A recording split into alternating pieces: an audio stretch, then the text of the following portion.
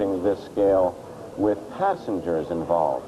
I mean, you have the crash of Egypt Air Flight 990, where U.S. officials believe that the co-pilot potentially crashed into the ocean, but again, not into a target. On the phone with us at the moment is the former National Security Advisor in the Clinton administration, Sandy Berger, who's now an independent consultant with a company that consults between the U.S. and foreign countries. Mr. Berger, do you hear me? Yes, I do, Peter. Hey, Sandy. I have one question for you, because it isn't so long ago that you were in and or adjacent to the White House. This could have been on the Clinton watch as well as it could have been on the Bush watch. What would be the first thing you would have done? Well, you know, the first responsibility here, obviously, is to the people who are trapped in these buildings. This is first and foremost an undertaking here of relief and rescue. But that's not the job of the National Security Advisor. Well, what is the National Security Advisor? This may involve the National Guard. It may involve other elements, and you have to. That obviously has to be our first priority. Second, securing, as clearly the government has done, other facilities that may be targets, and then.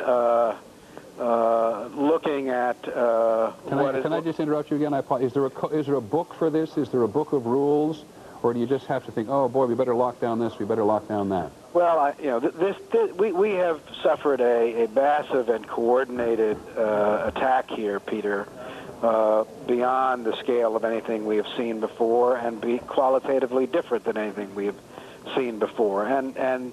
The United States, we will determine who is responsible for this. The footprint here, so to speak, is large enough that we will know who is responsible, and America will respond. But we need to do it with determination and also with steadiness. We have to determine who is responsible, why this could happen without detection from so many different locations within the United States, and then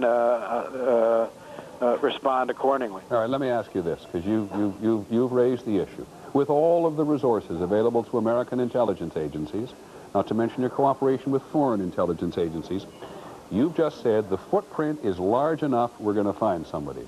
What on earth do you mean?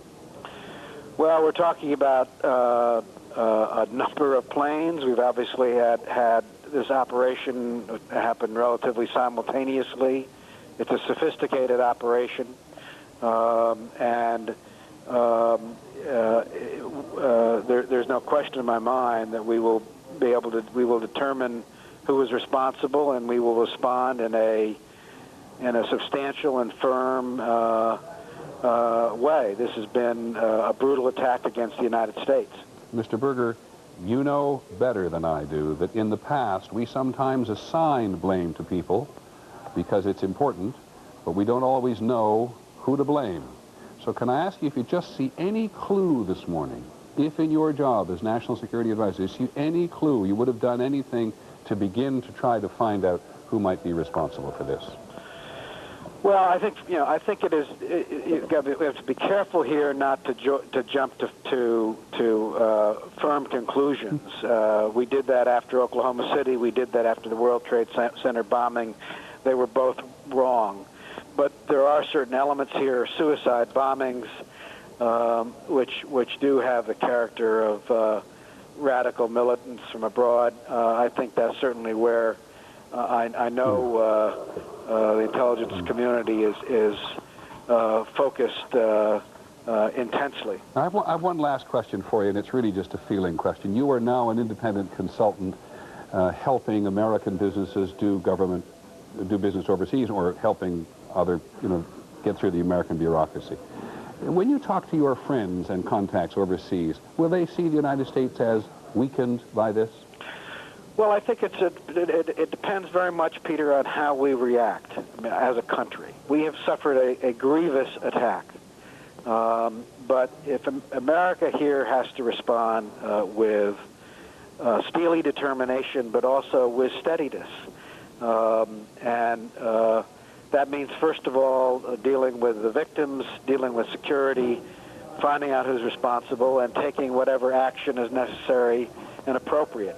It also means continuing to expect and demand the highest level of cooperation from the rest of the world in going after this kind of terrorist threat. This is not just an attack on the United States, it's an attack on the civilized world. And it ought to be seen as an attack on our European friends, on our Middle East friends, and on others. And the response here cannot simply be an American airstrike response. Somewhere. In other words, you can't just mount an airstrike against somebody. It won't be satisfying, right? It may Well, be satisfying, won't be I satisfactory. wouldn't certainly, you don't rule out a military component of this, but you also have to get to the root of this. Okay, Sandy Berger, thank you very much, former National Security Advisor in the Clinton administration, one of the most important members of the foreign policy establishment in the Clinton administration, now an independent consultant, as people in government tend to do when they leave government. It's been hard this morning as we continue to look at the smoke and the dust drift up from a crime scene, as John Miller called it, which we cannot feel in any intimate way on television, only through our reporters and through getting closer in and talking to the cops and the firefighters and the survivors. But we will in time get in there. But in the meantime, we've been trying very hard to figure out all these airplanes. Because we've a couple of we've got 4 significant aircraft today which have been involved in disasters, and we've asked Lynn Scher, one of our reporters, to try to nail down what we know and what we don't know. Lynn, are you there? I am, Peter. As you point out, it was airplanes that were the weapons of destruction today, not bombs, passenger planes.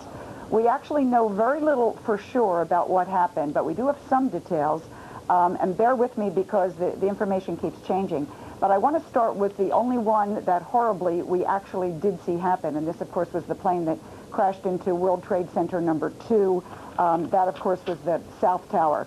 That's it on the right. Now, and there's the flame from it. What you're seeing is the North Tower. Behind it, there's a second identical tower. As you know, that plane crashed right into it. All morning, we have been told by American Airlines, among others, that flight, that airplane, was actually American Airlines Flight 77 going out of Dulles to Los Angeles. We were told 58 passengers, 4 flight attendants, 2 pilots on that plane. It was hijacked at 9:03, I'm sorry, it was hijacked right after takeoff, crashed into the tower at 9:03 a.m. Let me stop you right there, Lynn, because I've had different information, so I'm going to rely on you here. You now believe that American Airlines Flight 77, which took off for Dulles on its way to Los Angeles, crashed into the trade towers, not into the Pentagon. We were told that originally. What I'm about to tell you is that the FBI is now saying that that's the one that went into the Pentagon. The FBI spokesperson is saying that the flight that went into World Trade Center Tower number 2, that South Tower, was in fact the United Airlines 175, a Boeing 767 that left Boston for LAX, departed at 7:58 a.m. this morning. 56 passengers, 2 pilots, 7 flight attendants. This is confusing. I apologize. We are getting 2 different answers to our questions. What I can tell you that appears to be accurate is that the plane that crashed into the North Tower of the World Trade Center at 8:45 a.m. was in fact American Airlines Flight 11, American 11, going from Boston to LAX, 7:59 a.m. departure, hijacked right after takeoff, 81 passengers, 9 flight attendants, 2 pilots. We know of 1 other aircraft involved in today's episode, Peter, United Airlines Flight number 93. This was another Boeing 757, left Newark at 8:01 this morning en route to San Francisco. 38 passengers, 2 pilots, 5 flight attendants. It went down in Shanksville, Pennsylvania, which is near Johnstown, which is just southeast of Pittsburgh, Pennsylvania. I believe we have some video of that crash site right there, and that's where this flight went down.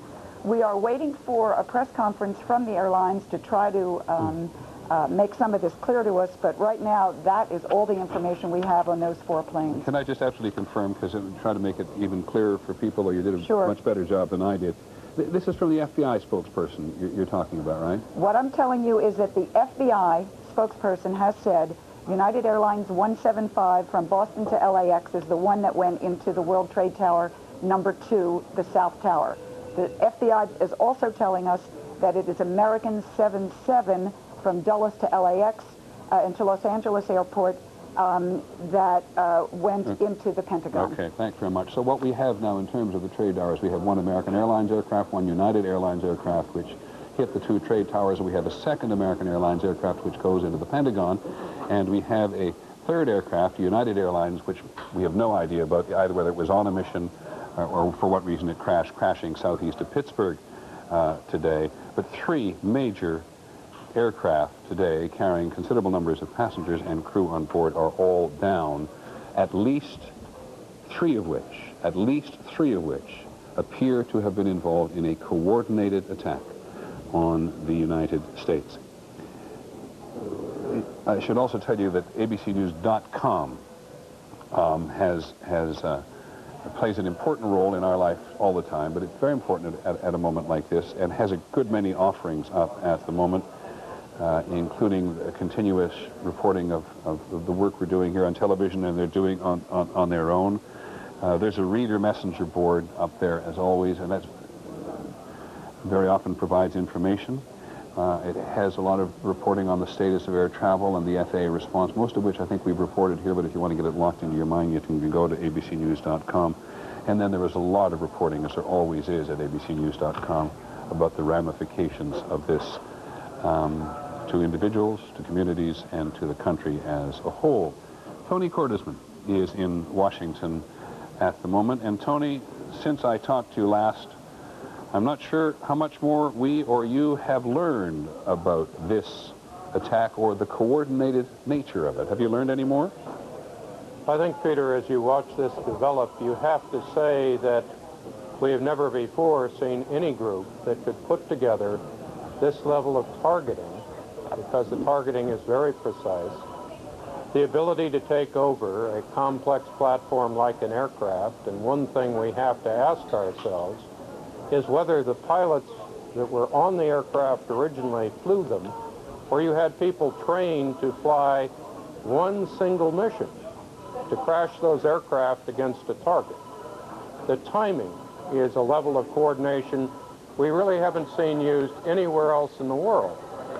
So we're watching a movement which, as Jack McCluthie has pointed out, not only is remarkably silent and lacking in communication, but every time we turn on the news and see another development, it points to a higher level of sophistication and a higher level of preparation. All right, Tony, let me play devil's advocate here just for a second, or maybe I should say ignorant advocate. I accept the notion that this could be a very, very sophisticated operation, required communications on a level that our intelligence, or the U.S. intelligence services don't appreciate. But is it not similarly possible that 3 members, just 3 men of one organization, could agree on, what is the date today? The 11th. On the 11th of the month at such and such an hour would try to hijack 3 airplanes and try to crash them into a building. Might it not be as simple as that? No, Peter, it simply can't be, because first, flying an aircraft into a building, a pilot is not going to commit suicide in ways that kill thousands of extra people. It is not something that you're going to do by pointing a gun at a pilot's head. Okay. You're not going to take an aircraft out of pattern and suddenly divert 3 aircraft without creating virtually any warning, because the attacks are so close together. You're not going to be able to bypass the security measures in 3 different airport locations. You're not going to be able to take over an aircraft with 1 man, particularly if you want it to fly a suicide mission. And you are not going to be able to add to this potential additional cases where aircraft have crashed that may also have been at terrorist hands. Very interesting. Now, Tony, let me just take this a step further. Your business of the pilot issue is really to the point, which was, who knows, a commercial airline pilot who's going to deliberately fly his aircraft into a building, even at the cost of his own life in the cockpit. So you do presume that somebody else is in the seat flying this aircraft. That's right, Peter, and I think we need to understand that the very sophistication of these aircraft make them much easier to fly that it is much easier to program them to change their course. It doesn't take a pilot with vast experience to fly one mission ending in killing large numbers of people. But they do have to be trained. They do have to know something about the simulator, at least, inside the aircraft. And even if they have the pilot under their control, they have to know a lot about the way planes fly to force a pilot to be so precise in their targeting. You make very good points, and you therefore assume that there is a lot of money involved in an operation like this. I think that's a dangerous assumption, Peter. Okay. We always use these phrases, $100 million or $10 million. What it requires is a lot of political commitment, ideological commitment. It isn't something 3 people can do. It is potentially something that perhaps 30 or 40 can do. It is possible that only one major cell of some terrorist organization is involved. But I think we also have to ask another question now, and that is whether some state that hosted this movement knew about it and assisted, because there are elements of sophistication which raise that prospect. Stay with us for a second, Tony, because Vince Canestraro, who also talks on the subject of terrorism and does more than talk on the subject of terrorism for us, is also here at the moment. Vince, do you want to make some comments about this? Yeah, Peter, I think that Tony makes some good points about the complexity and the sophistication of the operation. But I think also we have to see what kind of organizations in the past have been willing to do such a coordinated attack. Why is that a clue? Because it's a pattern. We see people who committed suicide in these operations. So that points us away from a secular organization to a religiously oriented group.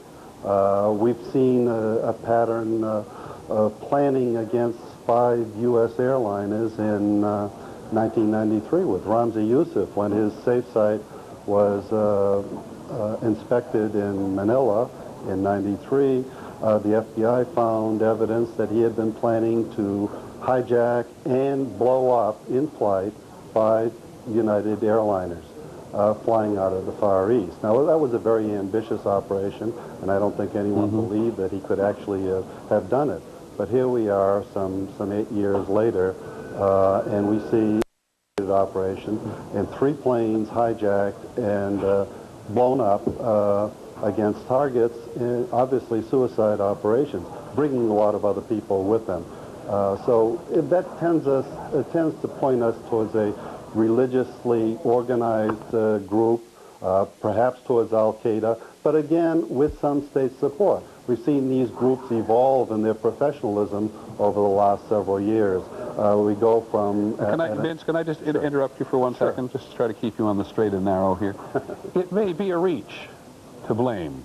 It may be a reach to blame a religious organization. I agree that we've come to accept the notion that some members, some people who worship Islam in the Middle East have found a better life giving themselves up, as we say. But aren't you sort of already directing and creating something of a mindset about an investigation that's more complicated than that? Oh, certainly. And there's no question that this group, whatever it was, had some professional support, perhaps from a military and a state. The explosives, the way you would fly an aircraft. But it does point towards a group that has members who are willing to kill themselves in carrying out a punishing act against the United States. And there are only a few groups like that we know of. Secular radical Palestinian groups traditionally don't do this kind of thing. Right. We haven't seen that. The ones that we've seen that carried out suicide bombings tend to be Hamas, the Palestinian Islamic Jihad, Al-Qaeda, and of course Hezbollah. And so you've got basically a handful of potential suspects. None of this proves anything, of course, but it does tend to focus an investigation. Let me ask you both, you, Vince, and then Tony Kordersman second.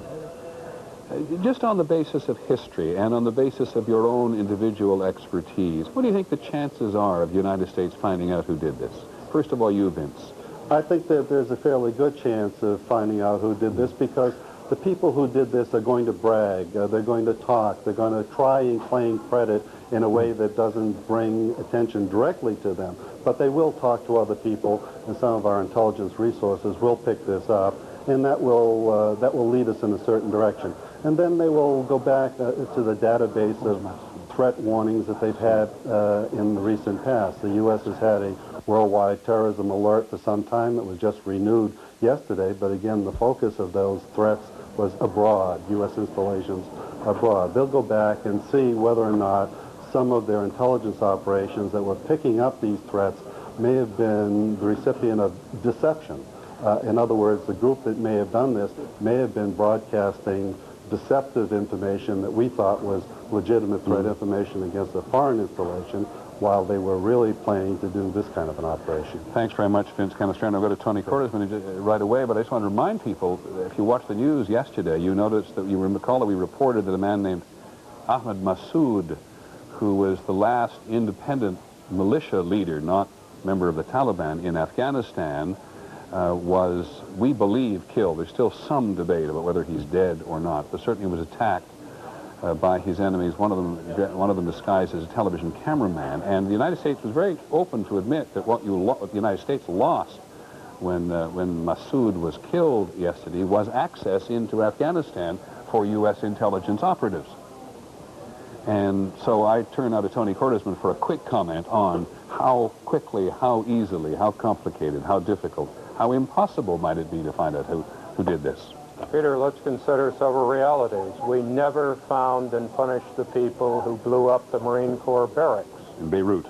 That's right. We have never really addressed who led the attack on Al-Khobar, and the people who've been punished were at the lowest possible level. Those are the civilian and military barracks in Saudi Arabia. That's right. And when we go back to Libya and what happened to Pan Am 103, one person has been imprisoned. We have never gone beyond attacking low-level people in an incident of this magnitude to attack the leaders and the core of the group with success. But we have never before really encountered things so serious that we are on the edge of war. And in the case of Pan Am 103, the United States alternated between blaming Syria for supporting the operation and or Libya, which supported the operation. So you're really reaffirming how complicated this is. More than that, Peter, I think the key element is that if any state is involved in this in any way, if it knew this was going to happen or it shoulders a movement once we identify it, we find ourselves with issues about war and peace, which we have never before encountered in terrorism. Well, you certainly put your finger on one more part. I'd like you to hold that, Tony, for a second, because nothing could be more, in some respects, potentially dangerous at the moment. But let's not lose focus for today. We'll come back to Tony Cordesman and talk about American reaction to the rest of this world. But in the meantime, we have a disaster here in New York City, which is a national disaster, and we have a disaster in Washington because there's been an attack on the nation's military establishment. And we have at least one major plane crash in Pennsylvania today, which we believe is related. Good morning, everyone. This is Connie Thompson and Kathy Gertzen here at Fisher Plaza. As we continue to watch what's going on around the country, we want to bring you up to date on some of the local developments that are happening as a direct result to the disaster that we're all paying attention to this morning. And as the painstaking search for whoever's responsible for this continues, people here in the entire state of Washington have been glued to their television sets, their radios, wondering how they can help. And the call went out for blood a little bit earlier, and the response has been nothing less than amazing. Right now we want to go to Elisa Jaffe in our newsroom to bring us up to date. Elisa? Kathy, it's really quite a heartbreaking scene. The Puget Sound Blood Center is busy packing up what supply they have, so it is ready to go to New York as soon as air traffic is reopened. They say a massive blood drive is taking care of immediate needs in New York, but because of the enormity of this tragedy, a nationwide alert has gone out, and crews at McCord Air Force Base are apparently on standby to fly blood back east. We certainly have plans in place to be able to help in emergencies such as this, not only locally but throughout the nation. So we're working with other blood centers, we're working with the National Blood Exchange, and we are prepared at this point to ship blood when we can. On the screen, we want to put up the phone number for you to call to make an appointment to donate blood. The number is 1-800-398-7888. 1-800-398-7888. Be aware, it's probably going to be busy, but keep trying. We just got back from visiting one center near Northgate, and the line of blood donors went outside the building.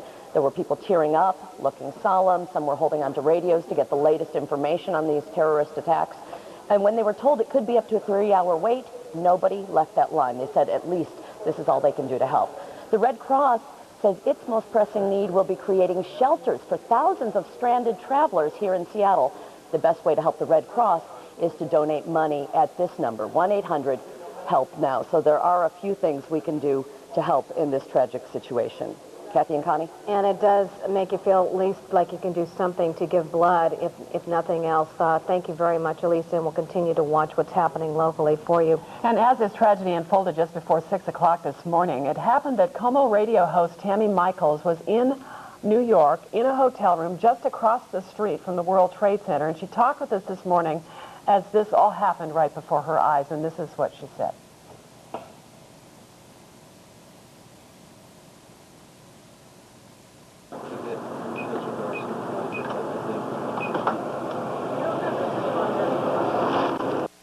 Do we have Tammy Michaels? We don't have her quite yet. Unfortunately, it's really unfortunate. Tammy was staying at the Millennium Hotel and had a corner room with her husband. They had a big debate about whether they should even go outside because they saw the building was going to collapse, one of the towers. They chose to stay inside, and moments later, they witnessed the whole thing just come down. She was saying that things were so, well, I guess we do have the audio now, and you can hear her describe what she saw. And people are actually falling from the World Trade Center. It's completely engulfed in flames. I'm directly across the street, the Millennium Hilton on the 35th floor. And right in front of me right now, I can see the entire building engulfed in flames. People are trapped on the upper floors and are dropping to their deaths right in front of me. Oh, my God. It is the most horrible thing I've ever seen.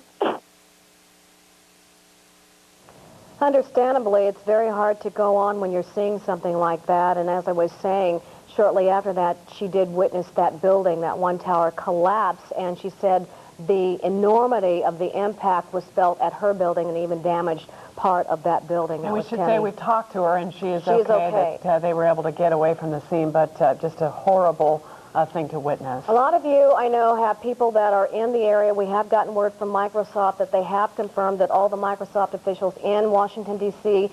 and New York have been accounted for. They're okay. And we also get word now from Sound Transit said they are starting an additional train leaving out of the Seattle area. If for anyone that wants to go home early today, that's been added at 1:55 in addition to the 5:10 and 5:35 trains. So that is new information that you can pass along if you know someone that might benefit. And again, just a reminder, SeaTac Airport shut down at least until 7 o'clock tomorrow morning. Prayer services at local churches will be held throughout the day and this evening as well. Amtrak service not working. Ferries are not accepting cars. And a heightened state of security is in effect in our region as authorities have been out checking cars that are empty or abandoned and under bridges and highways. And everything seems to be okay. Schools operating as normal. So everything at this point, fine here, just a shock as you all are feeling around the entire region as we watch as this crisis continues to unfold on the East Coast. And we're seeing how more and more people are just concerned about their buildings.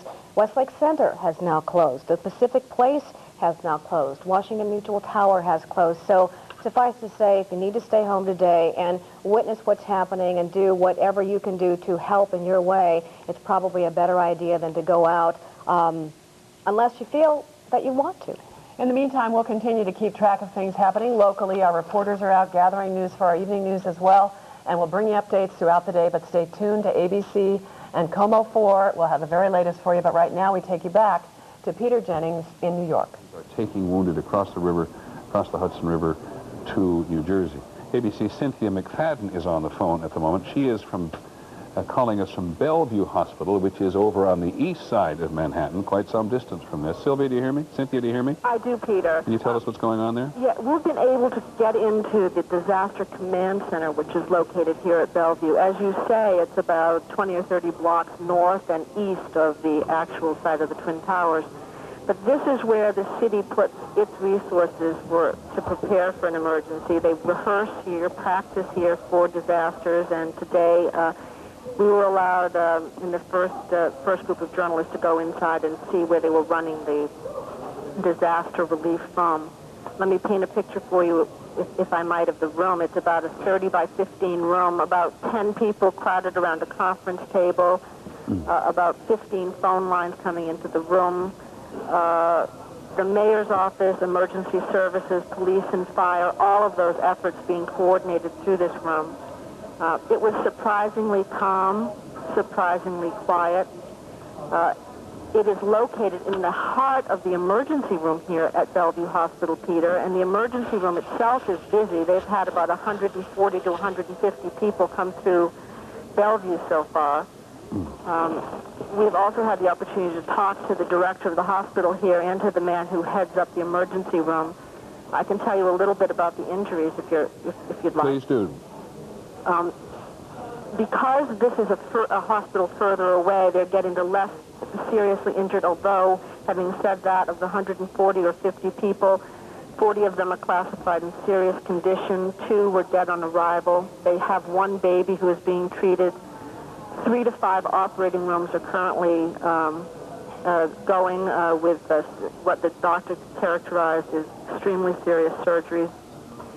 The doctor running the operation here said that they have sent a team of physicians closer to the site, and they're going to be setting up tent hospitals closer to the site to help some of the enormous flow of injuries. Nobody made it here to this hospital until about 2 hours after the blast.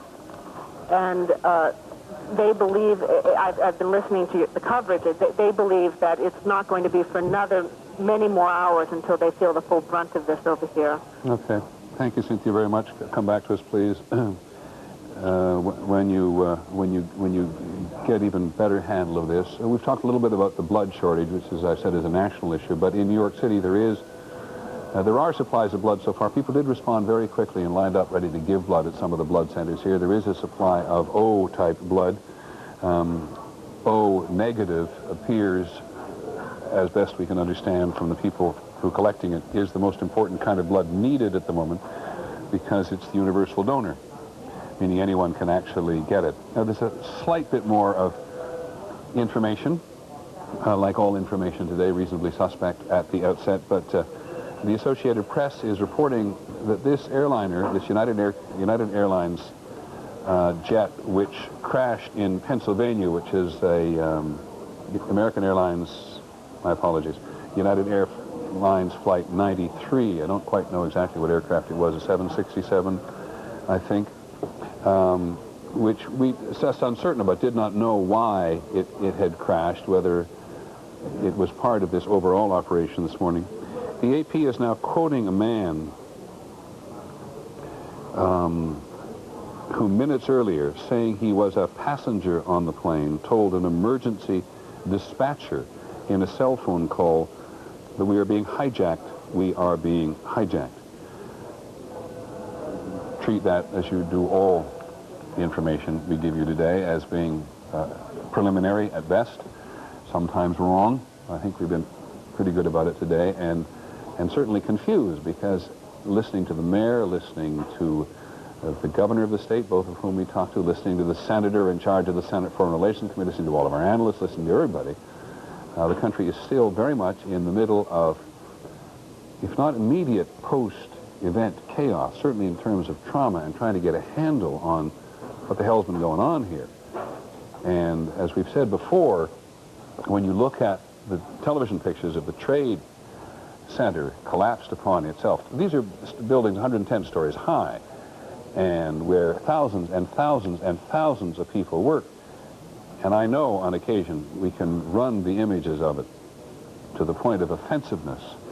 I hope we're not there. But this is what it looked like when one of the trade towers just appeared to either peel away or collapse on itself, but from top to bottom, 110 stories to the bottom. First one, the southern tower, Tower 1 or Tower 2, it doesn't matter what, just one tower and then the other, and then the other tower sometime later, which John Miller said the cops picked up very quickly was looking weak.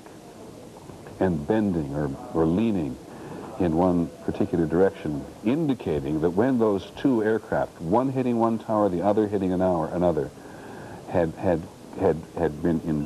gone straight into those towers with such force that even at the midpoint of the building, or in that case 2/3 up, something had happened to so totally weaken the infrastructure that this was like peeling a banana, except that it was full of people, or had many, many people in it.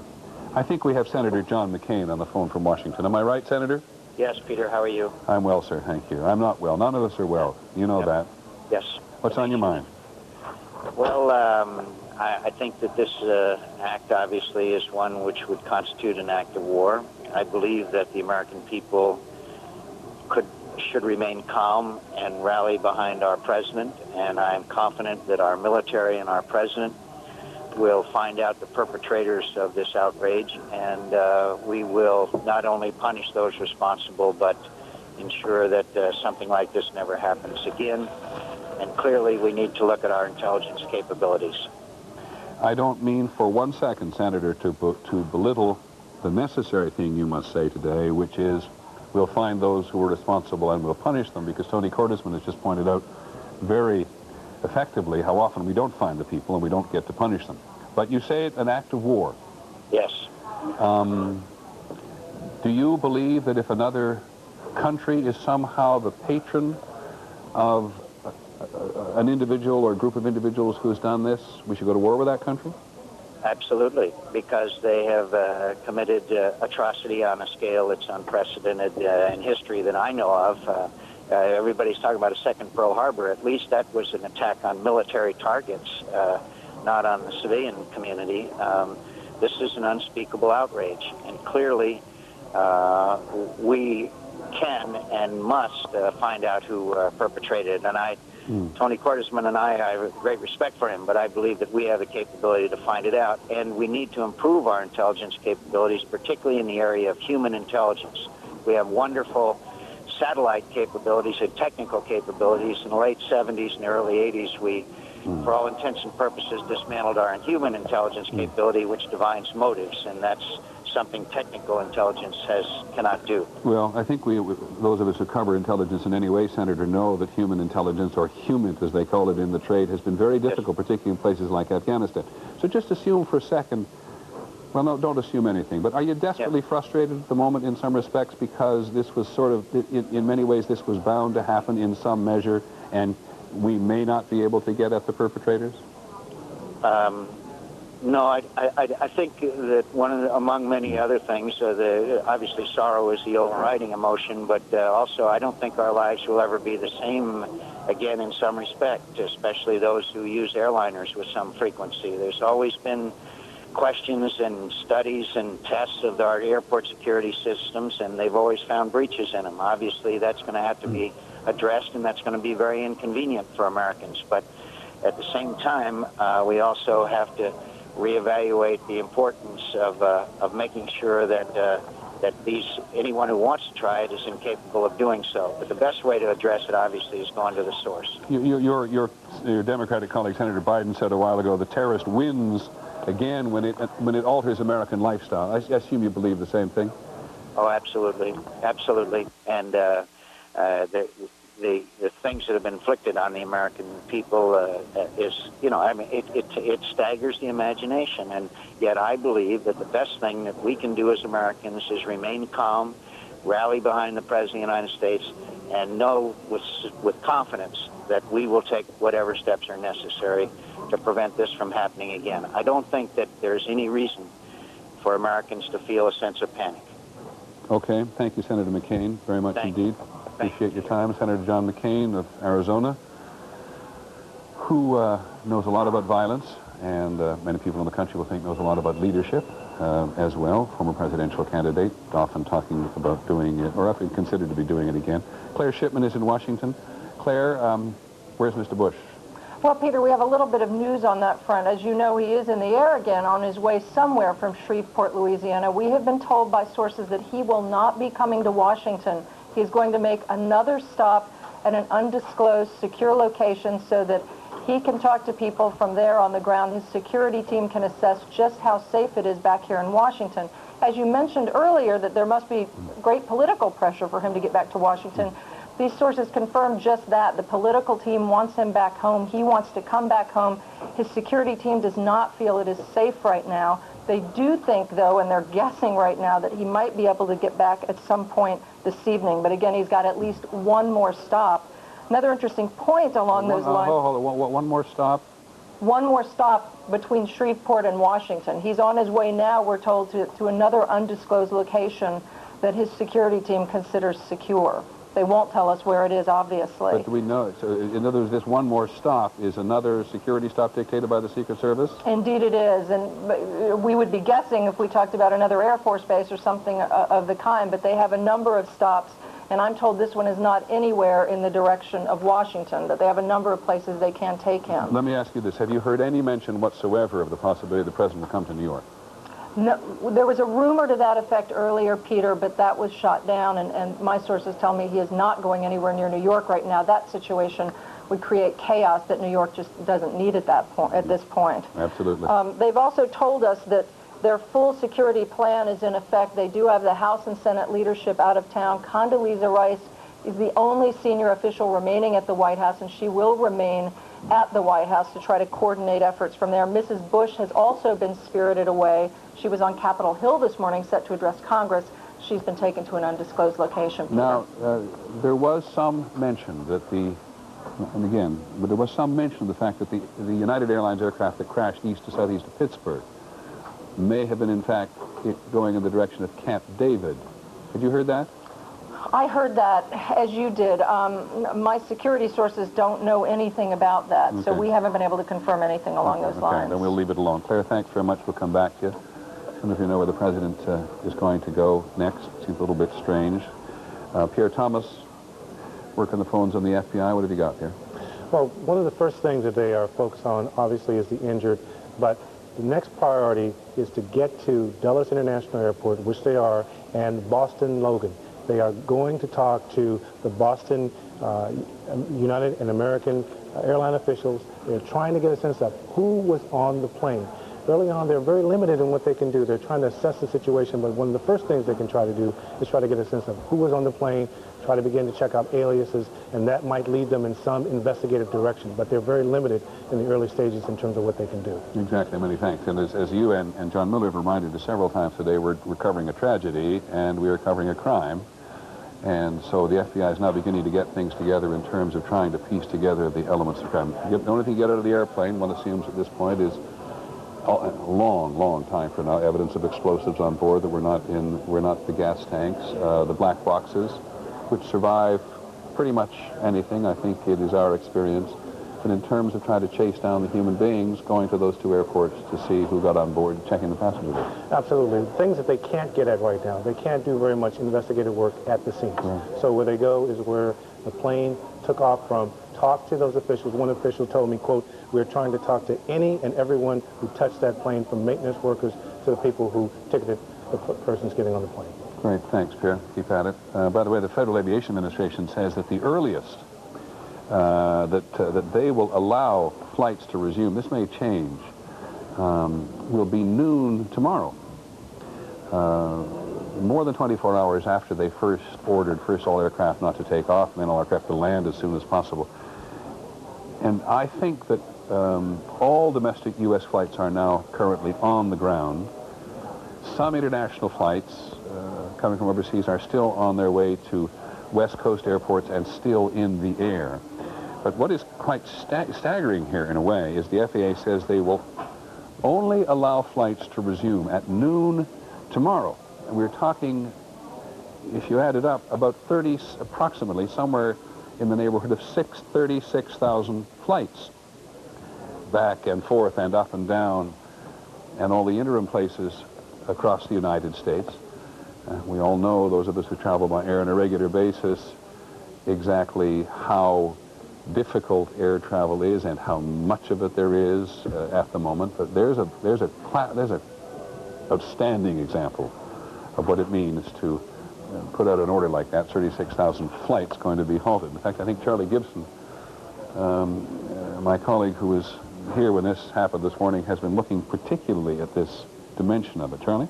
Well, Peter, I just found a note that all U.S. commercial aircraft, I wasn't absolutely certain what you said a moment ago, but that all U.S. commercial aircraft that were not involved in hijackings today, obviously, but we know what's happened to those planes that were hijacked, but all U.S. commercial aircraft have landed, and as you mentioned, there will be no flights resumed until noon tomorrow. A couple of just incidental events. Prince Andrew of England was headed for Atlanta when all of this happened. His plane turned around. King Abdullah of Jordan was also headed for the United States. And we now read that flights, Tony Blair, the Prime Minister of Great Britain, has canceled all flights over London because of concern of air security over that city. There are a number of other things going on. Some of these pale in significance to what's happening in New York and Washington, but we want to bring them to you anyway. And I'm going to give you some details of what are happening in various states around the country. Much of this redundant to some things Peter had said, some of it new information. This Sunday's Emmys Awards ceremonies in Los Angeles has been postponed because of today's terrorist attacks on the East Coast. The head of the Academy of Television Arts and Sciences says he's not going to set a new date for the ceremony until the national mourning that is going to take place is over. There were Latin Grammy Awards scheduled for tonight in Los Angeles. Those have been canceled. In the sports world, as we mentioned a while ago, and there's some other cancellations as well, the 15 baseball games have now been canceled around the country that were to be played in the major leagues tonight. The minor leagues postponed all of their playoff games. Their regular seasons are over, but the playoff games in the minor leagues have been canceled. The commissioner of baseball said in the interest of security and out of sense of deep mourning for the national tragedy that has occurred today, all Major League Baseball games for today have been canceled. The PGA Tour has canceled the beginning of tournaments on Thursday, and whether they will be further delayed is uncertain. Major League Soccer postponed all of the games it had scheduled for tomorrow night, and the National Football League says it is mulling over whether to postpone this weekend's schedule. Obviously, the effects of this are going to reverberate for many days, many weeks, many months. Yep. And so there are those kinds of cancellations being discussed. Okay, thanks, Charlie. Go ahead. Thanks. I just, as we want to go to try to bring it back together for people who, a lot of people have been not with us all day. The thousands and millions of people may have been glued to their televisions, impossible not to. But ABC's John Donovan has been following the events of the last few hours, and he has managed to put together, I suppose we could call it a chronology or a timeline, if you will. But here is some sense of what happened from the beginning.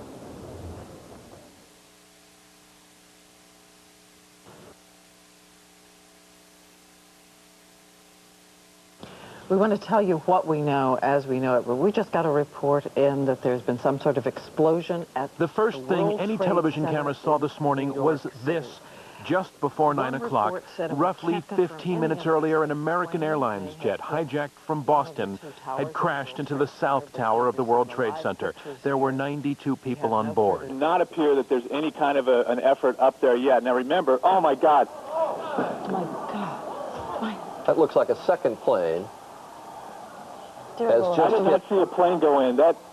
Minutes later, the second plane, the second tower. The fireball ate up the aircraft. It was a United Airlines flight, a 767 from Boston to Los Angeles. There had been 65 people on board. Some sort of a concerted. I was happened to look on the first tower, and I actually saw people waving where the first plane crashed through, and then it was unbelievable seeing this second jet come crashing into the second tower. What is going on? New York City was staggered. As soon as he got hit, I was thrown to a window. So I was very lucky. We're going to interrupt this. We'll come back to this, I promise you, to go to a news conference being held by the Mayor of New York, Rudolph Giuliani. And then, Governor, thank you very much for your assistance and your help and your support. Thank you. Thank you, Mayor, for your leadership through this crisis. This is a vicious attack upon New York. It's an attack upon America. It's an attack upon the whole concept of freedom and our way of life. And we cannot let these attacks succeed. First step has to be to make sure we do everything in our power to protect the people and to save the lives of those whose lives are still at risk and to help those who have been injured. And I want to commend the mayor, and I want to thank my colleagues from Connecticut, New Jersey, Pennsylvania, and the federal government have all offered and made ready support to help us deal with this ongoing crisis. The people of New York are not only the freest and most diverse people in the world, we're also, I believe, the most capable of rising to meet the challenges of this type of attack. And right now we want New Yorkers to remain calm, to go about their business, to appreciate the fact that everything to provide for their safety is being done, to appreciate that everything that can be done to provide for the health and the needs of the people who are still at risk is being done, and that we will continue to work to make sure that we get through this as strongly and quickly as possible. I want to thank the federal administration. Secretary Thompson has been on the phone with me a number of times, as well as the president, for what they are offering and prepared to do. And we're just confident that, well, this is a horrible attack and one that is despicable and really unthinkable in its magnitude. We will get through this, and we will continue to have a great and free country, state, and society. Do we know the number of casualties at this point, sir? I don't think we really want to speculate about that. The number of casualties will be more than any of us can bear ultimately. And I don't think we want to speculate on the number of casualties. The effort now has to be to save as many people as possible. There are large and I don't think we will know the answer to that until sometime tomorrow or the next day. Were there large numbers of firefighters? There are a large number of firefighters and police officers who are in harm's way. And we don't know how many we've lost. But there's no doubt we've lost some firefighters and police officers. Do you know anything about the cause of the explosions that brought the two buildings down yet? Was it caused by the planes or by something else? We believe that it was caused by the after effects of the planes hitting the buildings. We don't know of an additional explosion after that. Could you tell us, do you expect any further attacks on New York? Is there anything to indicate that there could be more bombs, more planes out there? I know originally there was a report that 8 planes had been hijacked, 4 have only been accounted for. What about the remaining 4? And is there any possibility that there could be bombs on the ground planted by... We have no specific information to that effect. Obviously, the city is now closed. The airspace around the city is closed. And we are on heightened alert.